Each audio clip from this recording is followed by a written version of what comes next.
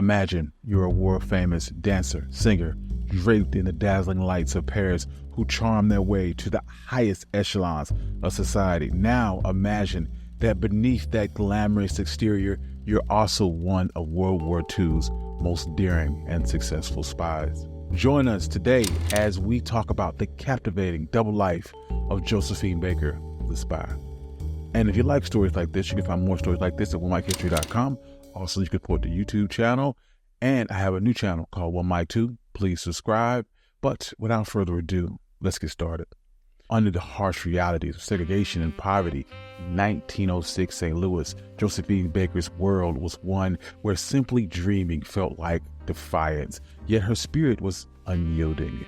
At 13, Josephine faced the severe realities of an early marriage and minimal education. Yet, remarkably, at 19, she got an opportunity to perform at a Paris Revue, offering her a glimpse of a world beyond the stringent Jim Crow laws. Embracing this chance, she stepped aboard a train towards a new life. In Paris, she found a place that had no segregated seats, and it was a breath of freedom far different from the stifling air of discrimination that she once knew. When she adorned her first costume, a bikini blanketed in bright flamingo feathers, she was transformed. The city of Paris celebrated her. Josephine soared to incredible heights, captivating audiences with her performances and quickly becoming a sensation. In the embrace of France, her talents were not overshadowed by her skin color. Josephine was able to become possibly the wealthiest Black woman at the time. Josephine's gratitude towards her adopted homeland deepened as the shadows of World War II darkened the world.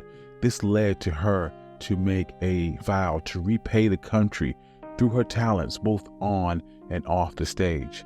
In 1939, recognizing her ability and her charm, French military intelligence service led by Jacques Abney recruited her as a spy, operating under the code name Shield Rose.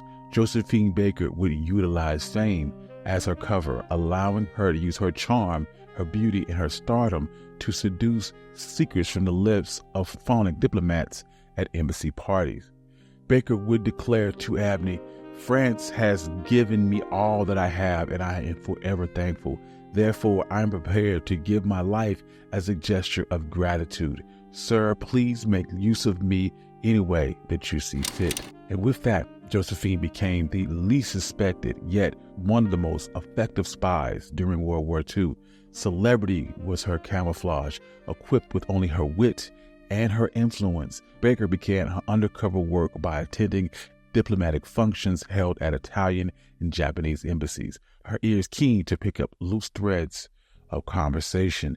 Notes were scribbled on her palm, etched into the fabric of her gown, or tucked away in the confines of her underwear. When Abney advised her to be cautious, Baker would only respond with humor, simply stating that, "Oh, nobody will suspect that I am a spy." As Germany cast a shadow over France, Baker not only continued her performances at the capital city, but also played a pivotal role in the resistance movement. By June 1940, Baker had evacuated and her chateau was transformed into a haven where resistance fighters convened in the dead of night to devise strategies, forge documents, and facilitate the escape of those being pursued by Axis forces. Simultaneously, she provided solace through her performances, comforting displaced civilians in shelters and uplifting troops on the front line with her music. As the Nazi regime was ever suspicious and prowling, sniffing for the French resistance, but they never suspected Josephine. So when they did investigate her chateau, her party seemed like the eccentricities of a star rather than the heartbeat of the French resistance efforts. But as the walls seemed to close in, Josephine realized that it was time to move on. She hid her photographs under her gowns and carried sheet music encoded with troop movements, all under the pretense of a South American tour. Josephine and her manager, Jacques Abney, darted through the shadows and crossed the border with secrets stitched into their very clothing until they reached the haven of Spain and ultimately neutral Portugal.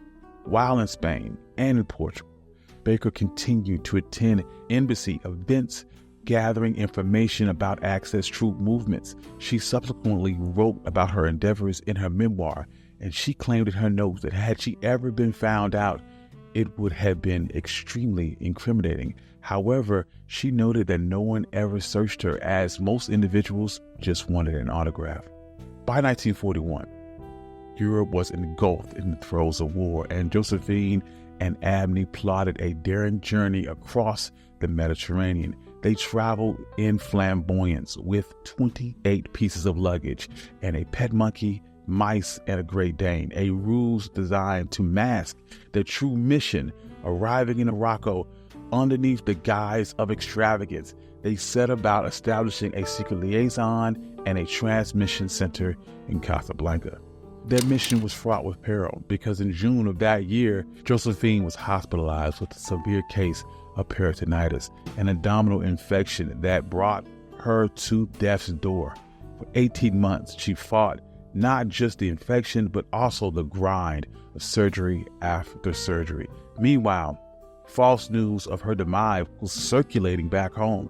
The Chicago Defender published her obituary, written by Langston Hughes, claiming that Nazi persecution had ended her life, an error that Baker promptly corrected with her usual sharp wit, proclaiming that "I am much too busy to die." Even from a hospital bed, Josephine resolve never wavered.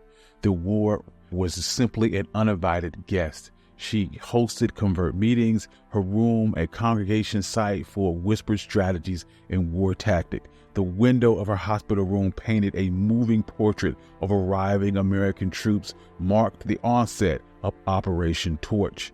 Upon her recovery, Josephine resumed a more active role. She toured Allied military camps spanning from Algiers to Jerusalem, driving in harsh deserts by day and sleeping on the ground at night, always cautious for the hidden dangers like landmines.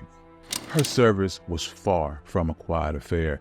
When Paris was liberated in October of 1944, the streets erupted with jubilance, and Josephine, draped in the colors of France with her lieutenant's uniform, was greeted with flowers and cheers as a testament to a hero returned to her adopted home. Years later, 1961, France recognized her valiant efforts, and she donned her uniform once more. Josephine Baker was awarded the Croix de Guerre and the Legion of Honor. The spotlight was on her once again, and not for entertainment, but for espionage, a role she deemed her most important performance.